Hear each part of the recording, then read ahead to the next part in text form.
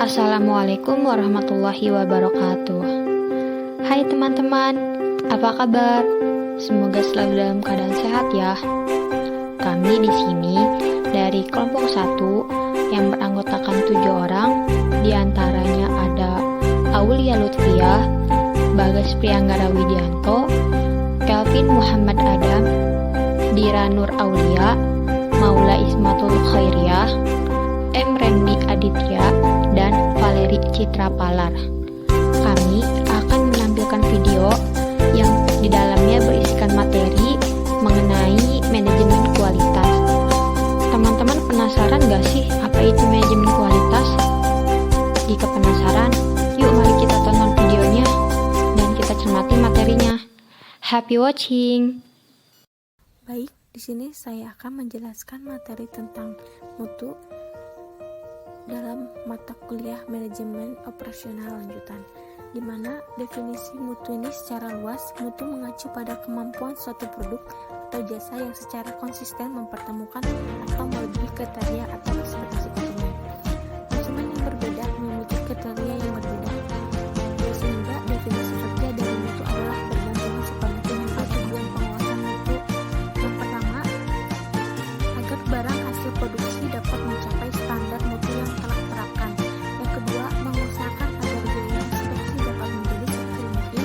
Yang ketiga, mengusahakan agar biaya desain produk dan proses dengan menggunakan mutu produksi tertentu dapat menjadi sekecil mungkin. Yang keempat, mengusahakan agar biaya produk dapat menjadi serendah mungkin. Selain ada tujuan, ada juga faktor-faktor yang mempengaruhi mutu produk menurut Hussein. Konsumen memandang kualitas atas 5 dimensi, yaitu yang pertama, perform, merupakan dimensi yang paling basis dan berhubungan dengan fungsi utama dari suatu produk. Yang kedua, feature, yaitu aspek performasi yang berguna untuk menambahkan fungsi dasar berkaitan dengan pilihan produk dan pengembangannya. Yang ketiga, durability, merupakan keawetan yang menunjukkan suatu pengukuran terhadap siklus produk baik secara teknis maupun waktu. Yang keempat, conformance, di mana ini menunjukkan seberapa jauh suatu produk dapat menstandar atau spesifikasi tertentu. Hal ini berkaitan dengan tingkat kesesuaian terhadap spesifikasi berdasarkan keinginan konsumen. Yang kelima, ada reliability, di mana menunjukkan keadaan atau kualitas produk yang dapat memberikan keyakinan kepada konsumen untuk memilih produk tersebut.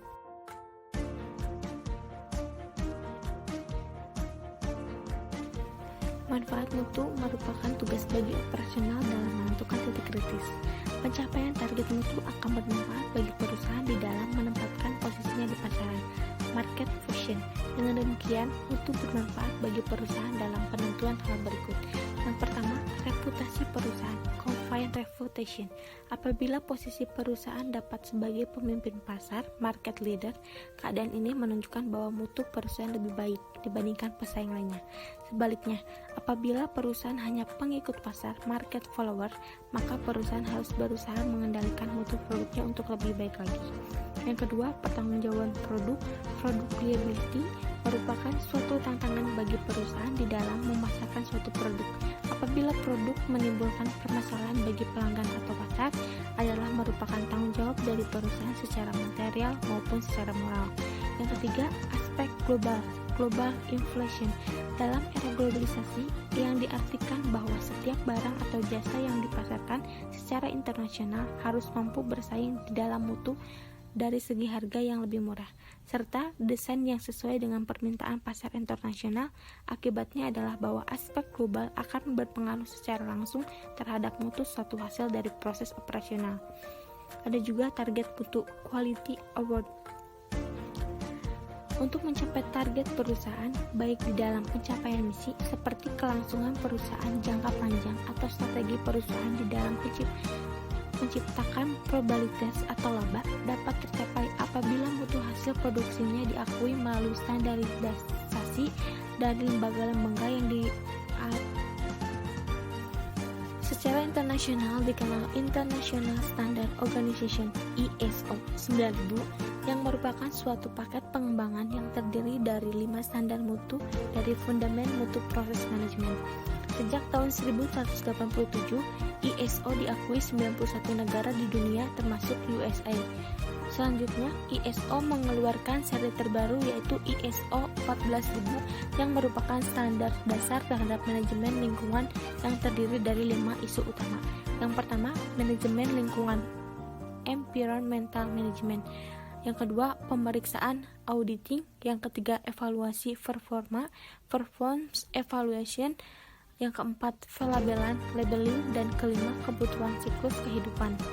Tujuan ISO 14000 ini untuk membentuk anggapan image publik secara positif di dalam mengurangi eksploitasi terhadap sumber daya alam. Yang kedua, pendekatan secara sistematik dan baik dalam menanggulangi polusi dengan meminimalkan penggunaan aspek ekologi untuk produk dan pada setiap kegiatan. Yang ketiga, membuat regulasi di dalam pemenuhan kebutuhan untuk menciptakan keunggulan bersaing. Yang keempat, membatasi keinginan dalam pemanfaatan sumber daya alam dengan melakukan audit lingkungan. Ada 10 karakteristik total quality management menurut Goss dan David. Yang pertama, fokus pada pelangganan. Yang kedua, obsesi terhadap kualitas. Yang ketiga, pendekatan ilmiah. Yang keempat, komitmen jangka panjang. Yang kelima, kerjasama tim. Yang keenam, perbaiki secara berkesinambungan. Yang ketujuh, pendidikan dan pelatihan. Kedelapan, kebebasan yang terkendali. 9, kesatuan tujuan. Dan ke-10, adanya keterlambatan dan pemberdayaan karyawan. Total Quality Management mempunyai 4 prinsip. Yang pertama, kepuasan pelanggan, di mana kebutuhan pelanggan diusahakan untuk dipuaskan dalam segala aspek, termasuk di dalamnya harga, keamanan, dan ketepatan waktu. Yang kedua, respect terhadap setiap orang. Setiap orang dalam organisasi diperlakukan dengan baik dan diberi kesempatan untuk terlibat dan berpartisipasi dalam tim pengambilan keputusan. Yang ketiga, manajemen berdasarkan fakta. Setiap keputusan selalu didasarkan pada data, bukan sekedar hanya perasaan atau feeling. Ada 2 konsep pokok yang berkaitan. Yang pertama, prioritas. Suatu konsep bahwa perbaikan tidak dapat dilakukan pada semua aspek pada saat yang bersamaan, mengingat keterbatasan sumber daya yang ada. Oleh karena itu, dengan menggunakan data, maka manajemen dan tim dalam organisasi dapat memfokuskan usahanya pada situasi tertentu yang vital.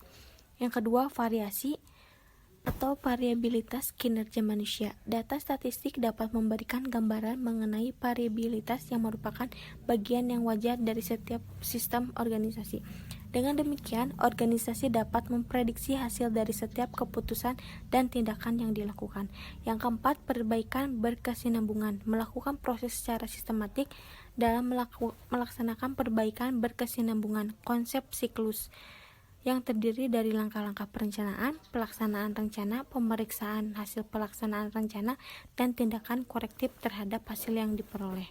9001/2015. Standar ini digunakan untuk perusahaan manufaktur yang mendesain atau membuat produk sendiri. Dari pertama kali diterbitkan pada tahun 1987, telah mengalami revisi sebanyak 4 kali, yaitu pada tahun 1994, tahun 2000, tahun 2008, sampai yang terakhir tahun 2015. Standar ini merupakan yang paling populer karena paling komprehensif dan merupakan kunci mutu pada setiap tahap, yaitu tahap desain, tahap pengembangan, tahap produksi, tahap instalasi, dan tahap pelayanan jasa. Tahun 2000 ada beberapa hal yang penting. Yang pertama, leadership, artinya peran pemimpin perusahaan diharapkan menjadi lebih aktif dalam mengembangkan tanggung jawabnya pelaksanaan sistem manajemen mutu. Yang kedua, proses approach, artinya penerapan manajemen risiko di dalam setiap lini usaha, sehingga perusahaan harus menghitung risiko yang akan diterima dari setiap tindakan dan keputusan yang mereka ambil. Selanjutnya, relationship management, artinya hubungan yang baik antara satu dengan yang lain akan memudahkan perusahaan dalam berintegrasi antara satu sistem manajemen dengan satu sistem manajemen lainnya. Total Quality Management merupakan suatu sistem manajemen kualitas yang berfokus kepada pelanggan dan mengacu terhadap penekanan kualitas dan meliputi organisasi secara keseluruhan, mulai dari pemasok hingga pelanggan. Adapun faktor-faktor yang menjadi kendala di dalamnya, yaitu kurangnya definisi mutu yang luas dalam perusahaan. Yang kedua, kurangnya fokus kepada pelanggan. Yang ketiga, komunikasi organisasi yang buruk. Yang keempat, kurangnya pemberdayaan karyawan. Yang kelima, terjadi masalah kehadiran politik, di mana ada daerah kekuasaan internal yang terlalu banyak. Yang keenam, kurangnya motivasi yang kuat. Yang ketujuh, kurangnya waktu yang dicurahkan bagi inisiatif-inisiatif yang bermutu. Daftar potensi tersebut dapat berlaku sebagai panduan atau acuan bagi organisasi yang ingin menerapkan PKM bagi mereka yang mengalami kesulitan dalam penerapannya.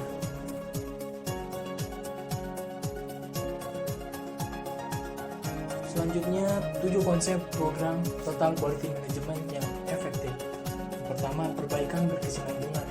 Pelopor manajemen kualitas mengembangkan sebuah model lingkaran yang dikenal sebagai plan, do, check, check, atau rencanakan, kerjakan, cek, dan tindak lanjut. Yang kedua, Six Sigma, sebuah program yang dirancang untuk membantu mengurangi cacat, mengurangi biaya, mengurangi waktu, dan meningkatkan kepuasan pelanggan. Yang ketiga, pemberdayaan pekerja. Pemberdayaan pekerja berarti melibatkan pekerja pada setiap rangkaian proses produksi. Selanjutnya, benchmarking, yaitu pemilihan standar produk, jasa, biaya, atau kebiasaan yang mewakili seluruh kinerja terbaik dari aktivitas serupa. Selanjutnya, just in time. Filosofi yang melandasi just in time adalah perbaikan berkesinambungan dan penyelesaian masalah yang dirancang untuk memproduksi atau mengantarkan barang saat mereka membutuhkannya. Yang selanjutnya, konsep Taguchi. Hampir semua permasalahan kualitas merupakan hasil produksi dan desain proses yang buruk.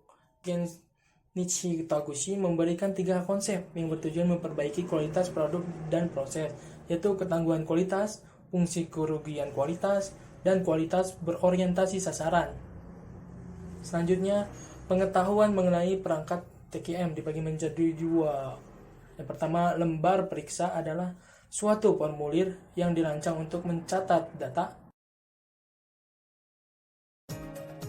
Selanjutnya yang terakhir, continuous improvement yang disesuaikan dengan pengaruh revolusi industri 4.0, yaitu perubahan di mana untuk memproduksi suatu barang, yaitu dengan memanfaatkan mesin sebagai tenaga penggerak.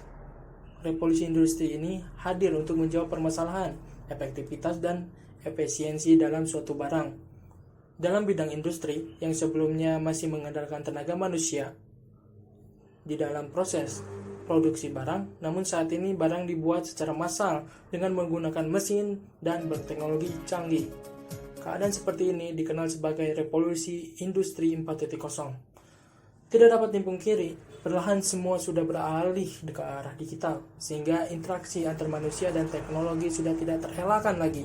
Semua pemenuh kebutuhan kini sudah tersedia secara digital, mulai dari jual beli, jasa, hingga transaksi pembayaran.